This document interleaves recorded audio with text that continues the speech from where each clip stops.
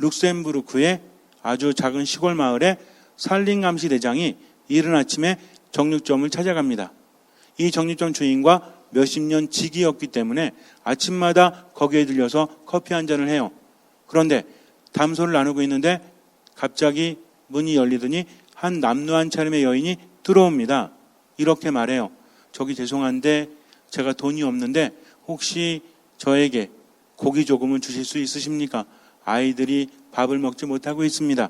이렇게 말해요. 고기를 파는 곳에서 함부로 공짜로 줄 수가 없죠.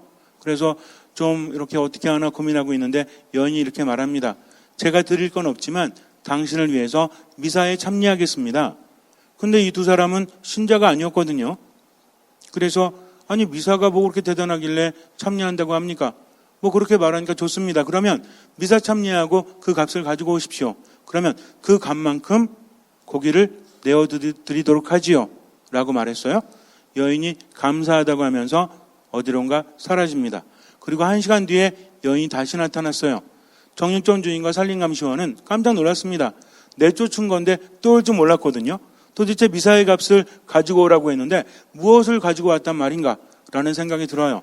여인이 들어오더니 쪽지 한 장을 내밉니다. 그런데 거기에 이렇게 쓰여져 있어요. 당신을 위해서 미사 한 대를 봉헌했습니다. 라고 쓰여져 있는 겁니다. 그래서 이제 정육점 주인이 장난하는 것도 아니고 뭐 하자는 건가 하면서 어쨌든 주니까 받아가지고 절 위에 올려놓습니다. 그리고 이쪽에 조그만 뼈 조각을 올려놨어요. 그런데 갑자기 종이 쪽이 쭉 내려가는 겁니다.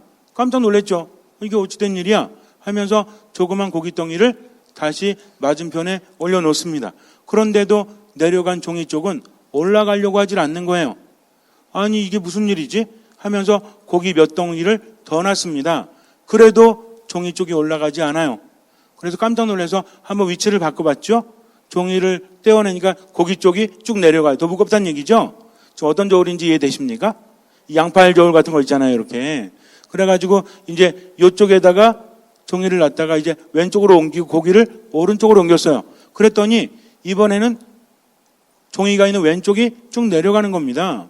아무리 봐도 신기한 거죠.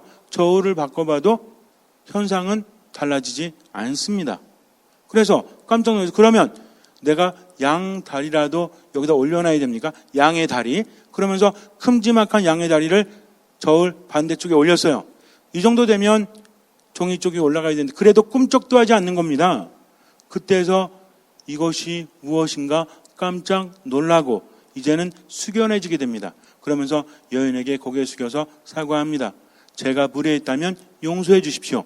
당신이 저를 위해서 미사 참여를 했다는데 나도 거기에 가서 하나님을 믿도록 하겠습니다. 하면서 정육점 주인은 신자가 되었다고 합니다. 그리고 옆에서 지켜보았던 살림감시원도 이제 신자가 돼요. 그리고 두 아들을 사제로 만드는데 한 분은 예수 외에 한 분은 예수 성심의 사제가 됩니다. 그리고 오랜 시간이 흘렀을 때 마지막 임종을 맞으면서 두 아들 신부님을 불러서 앞에 놓고 이렇게 말해요. 신부님들, 내 아들 신부님들, 한 가지만 내가 부탁하겠습니다. 눈이 오나 비가 오나 바람이 부나 어떤 일이 있다고 할지라도 절대로 미사를 빼먹지 마십시오. 미사 때에는 수많은 영혼들이 하느님께로부터 구원을 받습니다. 그러니 제발 이것만큼은 기억하십시오 하면서 마지막 숨을 거두었다고 합니다.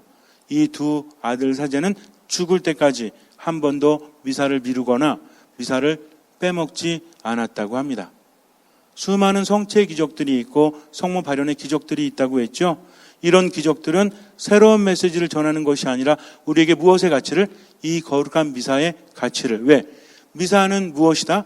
우리가 모여서 일주일에 한 번 모여서 또는 매일 모여서 이렇게 그냥 상징적으로 기리는 것이 아니라 미사를 통해서 예수님의 몸과 피가 된다는 거죠. 그래서 미사를 봉헌할 때는 우리가 시공을 초월해서 어디가 있는 거라고 했어요? 2000년 전에 예수님의 십자가 아래에 있는 거다. 그 가치를 우리가 모르면 됩니까? 안 됩니까? 돼요? 안 돼요? 안 되죠. 그래서 백날 묵주기도 하는 것보다 한 대 미사가 더 큰 가치를 지닐 수밖에 없는 것은 미사의 값은 누구의 목숨 값이기 때문에 예수 그리스도의 목숨 값이기 때문입니다. 그러니 듣는 마음으로 온전히 미사에 참여해 보세요. 한대 미사를 하더라도 마지막 미사인 것처럼 지난주에 이어서 오늘도 바로 예수님께서는 내 몸을 먹고 내 피를 마시지 않으면 영원한 생명을 얻을 수 없다라고 하시죠. 그런데 성체를 보신다는 것은 무엇입니까? 내가 말씀을 받아들이고 성체를 보신다는 것은 이제는 내 힘으로 살아가는 것이 아니라 누구의 힘으로? 예수님 뭐라고 하세요? 내가 살아계신 아버지의 힘으로 사는 것과 같이 나를 먹는 사람은 누구로 말미암아? 나로 말미암아 살 것이다라고 하십니다. 여러분들 천주교 세례를 받는 이유가 무엇입니까? 7가지 성사의 중심에는 무엇이 있습니까? 우리 세례 왜 받아요? 성체 성사에 참여하기 위해서입니다. 그런데 그 가치를 모르면 돼요, 안 돼요? 성체 성사의 가치를 모르면 그 사람은 참으로 불쌍한 사람이에요. 성체 성사에 참여하면서도 그 가치를 모르면 참으로 불쌍한 사람입니다. 아예 모르는 사람이라면 상관이 없어요. 그런데 이 귀중하고 이 소중하고 이 대단하고 이 거룩한 성체 성사를 알면서도 제대로 참여하지 못한다면 요즘에 우리 젊은 사람들 말로 뭐라고 하죠? 노답이에요, 노답. 답이 없는 겁니다. 하느님은 나보다 나를 더 잘 아십니다. 더 사랑하십니다. 그럼 어떻게 하면 돼요? 그분 안에 머물면 된다는 거죠. 사랑하는 여러분, 성체 성사에 열렬히 참여하십시오. 마음을 다해서, 목숨을 다해서, 힘을 다해서, 정신을 다해서 성체 성사 안에 머무십시오.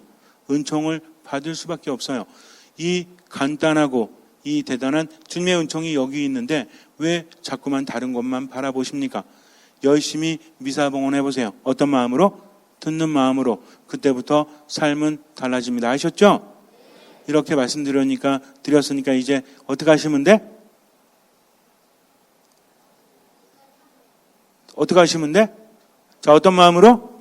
듣는 마음으로 주님께 더 가까이. 이것만 기억하세요. 그래서 미사 때는 웬만하면 더 주님께 가까이 가서 나 자신을 낮추고 미사 봉헌하면 은총 많이 받을 수 있으니까 그렇게 하시기 바랍니다. 매주 여러분들 얼굴 뵙는데 달라지는 게 아무것도 없으면 어떡합니까? 주님께 맡기는 만큼 은총 많이 받으니까 형식적으로 주님 안에 머물지 말고 무엇을 다해서? 마음을 다하고 목숨을 다하고 정신을 다하고 힘을 다해서 하나님 사랑하는 만큼 그분 안에 머무시기 바랍니다. 잠시 눈을 감으세요. 거룩한 미사가 얼마나 대단한지 이제는 인지하셔야 합니다. 정말 대단합니다. 그 무엇과도 바꿀 수가 없는 것이죠. 미사가 시작이 되면 천사들이 가장 먼저 와서 성모님과 함께 주례사제를 돕고 성찬에 졸릴 때는 천사들도 무릎을 꿇는다고 합니다. 얼마나 대단합니까? 그런데 이 대단함을 알아보지 못하면 안 되는 것이죠. 주님 안에 온전히 머무십시오. 미사 안에, 말씀 안에, 기도 안에 듣는 마음으로 머무십시오. 아무것도 판단하지 말고 모든 것을 주님께 맡기고 온전히 자신을 낮추고 여기에서 최선을 다해서 살아가십시오. 그리고 지금 여기에서 베푸십시오. 주님께서는 그 믿음을 보시고 우리 삶에 놀라운 기적을 일으켜 주실 것입니다. 아멘.